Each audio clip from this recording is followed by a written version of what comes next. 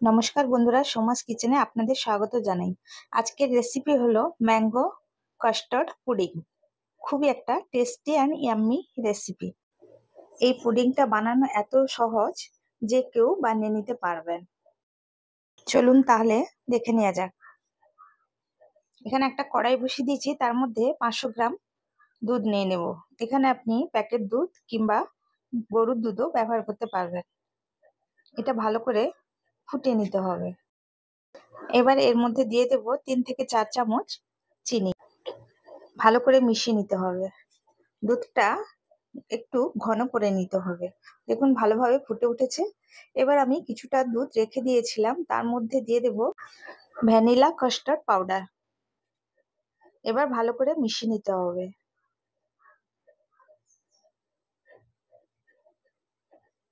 দেখুন মেশানো হয়ে গেছে।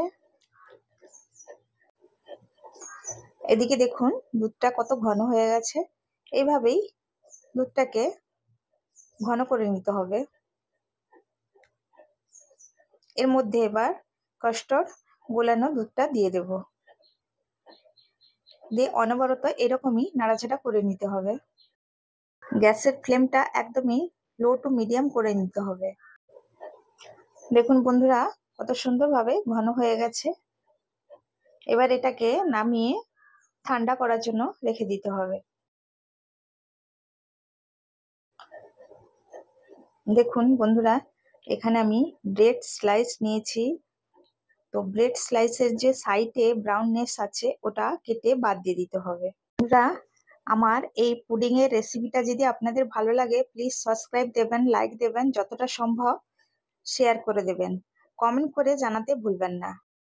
দেখুন বন্ধুরা, সাইডগুলো কেটে পরিষ্কার করে নিয়েছি। এবার এগুলোকে এক সাইডে রেখে দেব। ব্রেডের যে সাইডগুলো কেটে রেখেছি এইগুলো ব্রেড ক্রাম্ব হিসাবে ব্যবহার করতে পারবেন যে কোনো স্ন্যাক্স আইটেমে। দেখুন বন্ধুরা, এদিকে কাস্টার্ডটা ঠান্ডা হয়ে গেছে পুরোপুরি। এবার এর মধ্যে 1 কাপ আমের পাল্প মিশিয়ে নেব। এটা আমি আগে থেকে পাল্প বানিয়ে রেখে দিয়েছিলাম। এবার ভালো করে এটা মিশিয়ে নিতে হবে। দেখুন বন্ধুরা মেশানো হয়ে গেছে। এবার একটা আমি কন্টেনার নেব ঢাকনাওয়ালা। আপনার কাছে যেরকমই কন্টেনার থাকে ওই রকম কন্টেনার ব্যবহার করবেন। এই যে আমের কাস্টার্ডটা বানিয়ে রেখেছিলাম এটা 1 চামচ দিয়ে এরকম ভাবে মিলিয়ে নিতে হবে। এবার ব্রেড স্লাইস দিয়ে দেবো এর মধ্যে।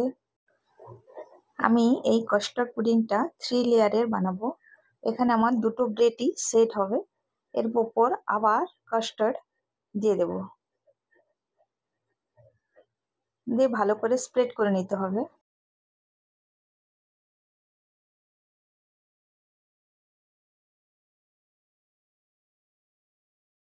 এর মধ্যে কিছুটা চপ করে রাখা পিস্তা, আলমন্ড, কাজু এগুলো দিয়ে দেব।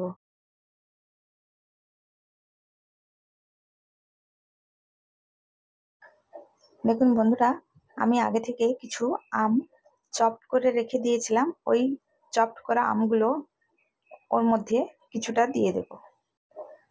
এরপর আবার ব্রেড স্লাইস দিয়ে দেব,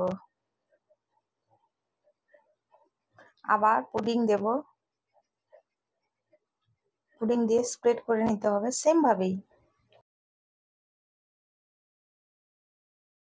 এর মধ্যে ড্রাই ফ্রুটস কুচি দিয়ে দেব। বাস আমের টুকরোগুলো দিয়ে দেব অল্প করে। আবার একবার স্লাইস দিয়ে এইরকমই বানিয়ে নিতে হবে বন্ধুরা। বন্ধুরা একবার হলেও বানিয়ে খাবেন, খাওয়ার পরেই বুঝতে পারবেন কতটা টেস্টি লাগে খেতে।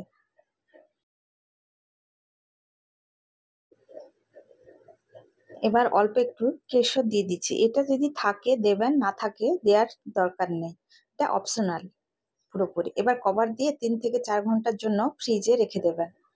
ঠান্ডা হয়ে যাবে। ঠান্ডা হওয়ার পরে খুবই টেস্টি লাগে খেতে বন্ধুরা, একবার হলেও বানিয়ে খাবেন। 4 ঘন্টা পর সুন্দরভাবে সেট হয়ে গেছে। এবার এটাকে একটা ছুরির সাহায্যে কেটে নিতে হবে।